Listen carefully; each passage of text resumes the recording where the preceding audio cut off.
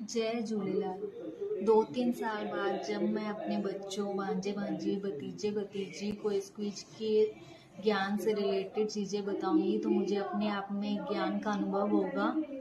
मुझे इस क्विज में भाग लेकर बहुत ही अच्छा महसूस हुआ। मुझे इससे वो ज्ञान मिला जो आज तक मुझे अपने 28 साल तक की उम्र में नहीं मिला। मैं शुक्रिया अदा करना चाहूँगी जिन्होंने इस क्विज के आयोजकों को।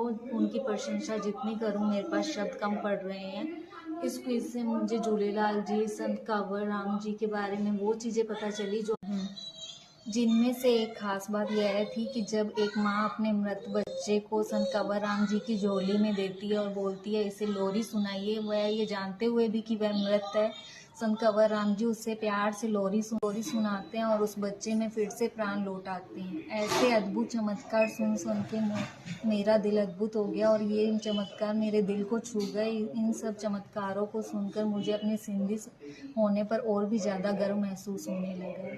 धन्यवाद। जय झूलेलाल।